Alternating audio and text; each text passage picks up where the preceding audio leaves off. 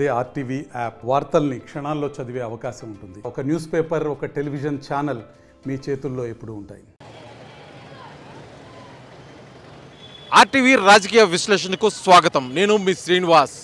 రాష్ట్రంలో ఎన్నికల వేడి దగ్గర పడుతున్న కొద్దీ పార్టీల్లో అభ్యర్థుల మార్పులు చేర్పులపై దృష్టి సారించారు అన్ని పార్టీలు. అందులో భాగంగా ఒక అడుగు ముందుగానే ఉంది వైఎస్ఆర్సీపీ. అందులో భాగంగానే ఉమ్మడి ప్రకాశం జిల్లా, ప్రస్తుత బాపట్ల జిల్లా అయినటువంటి అద్దంకి నియోజకవర్గంలో ఉన్నటువంటి వైఎస్ఆర్సీపీ అభ్యర్థిని మార్చడంపై కూడా ఇక్కడ కొంత రగడ వాతావరణం అయితే నెలకొంది.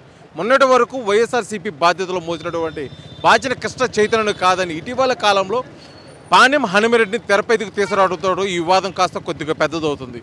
ఇంతకాలం పార్టీకి సేవ చేసిన అతన్ని కాదని చెప్పేసి కొత్త వ్యక్తిని తేవటం సబబు కాదని చెప్పేసి కృష్ణ చైతన్య వర్గం భావిస్తుంటే, పాణ్యం హనుమిరెడ్డి 2024 ఎన్నికల్లో విజయమే లక్ష్యంగా కూడా అతని పని అతను చేసుకుపోతూ ఉన్నాడు. మొత్తానికైతే మటుకి పాణ్యం హనుమిరెడ్డి చెప్పేది మటుకి ఖచ్చితంగా అద్దంకి నియోజకవర్గంలో అన్ని వర్గాలను కలుపుకోపోతాము, ఇక్కడ వర్గాలు ఏమీ లేవు, బాధ్యత కృష్ణ చైతన్య కూడా వైఎస్ఆర్సీపీకి అయితే సహకరిస్తాడు, అటువంటిది ఏమీ లేదు, వస్తున్నది కూడా కేవలం అసత్య ఆరోపణల మటుకి కొట్టిపాటు వేస్తున్నప్పటికి కూడా బాధ్యత కృష్ణ చైతన్య మటుకి కొంత పార్టీ కార్యక్రమాలకి, అదేవిధంగా పార్టీ కేడర్ కూడా దూరంగా ఉన్నట్టు ఇటీవల కాలం అయితే మనకు కనిపిస్తుంది. మొత్తానికైతే పార్టీగా దూరంగా కనిపిస్తున్నటువంటి కృష్ణ చైతన్య మార్గం ఇటు చూస్తున్నాడు, ఇటువైపు చూస్తున్నాడు, మరో పార్టీ మారుతాడా లేకపోతే ఈ పార్టీలోనే కొనసాగుతాడు అనేది మటుకి ఇక్కడ సందిగ్ధం నెలకొంది.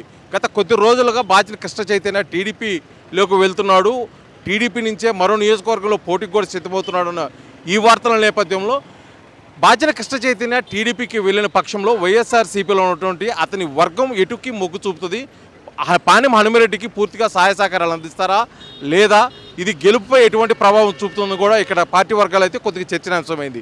మరోపక్క గెలిపే లక్ష్యంగా గత 3 సార్లు నియోజకవర్గంలో గెలుపును చూసినటువంటి టీడీపీ అభ్యర్థి గొట్టిపాటి రవికుమార్ తన ప్రాయంలో తను ఉన్నాడు. అదేవిధంగా నియోజకవర్గాల్లో విస్తృతంగా పర్యటన చేస్తూ పార్టీ క్యాడర్ని, అదేవిధంగా కూడా శ్రేణులు కలుపుకోపోతూ బాబు షూరిటీ మీద కూడా విస్తృతంగా ప్రచారం చేస్తున్నాడు. ఇటీవల కాలంలో కూడా సైకిల్ యాత్ర ముగించుకొని నియోజకవర్గంలోని అన్ని గ్రామాల్లో సైకిల్ మీద యాత్ర చేయటం, రానున్న 2024 సంవత్సరంలో టీడీపీ ప్రభుత్వం ఏర్పడితే ప్రజలకు జరగబోయే మేలుపై కూడా అతను ప్రచారం చేస్తూ టీడీపీ అధిష్టానం నుంచి ఎటువంటి సూచనలు వచ్చినా ఆ సూచనలు తప్పకుండా పాటిస్తూ అదే క్రమంలో ముందుకు పోతున్నాడు. ఈసారి కూడా ఖచ్చితంగా 4వసారి అద్దంకి నియోజకవర్గంలో గెలుపుకైతే నేను కృషి చేస్తున్నాను, ఖచ్చితంగా గెలుపు నాదే అని చెప్పేసి కూడా అతని పార్టీ వర్గాలకు అదేవిధంగా నియోజకవర్గంలో తెలియజేసిపోతున్నారు.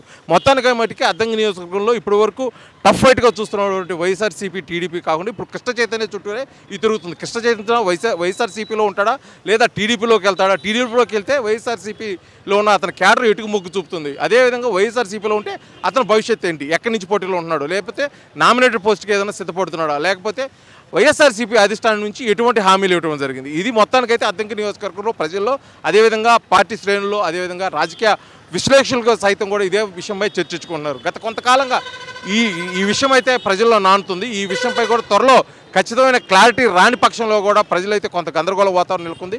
ఏది ఏమైనప్పటికీ కూడా 2024 నోటిఫికేషన్ ఏర్పడితే కానీ దీనికి పూర్తిగా కూడా తెరతీర్చే అవకాశం అయితే కనిపిస్తుంది. వీడియో జర్నలిస్ట్ లక్ష్మణ్తో శ్రీనివాస్, ఆర్టీవీ, అద్దంకి, ఉమ్మడి ప్రకాశం జిల్లా.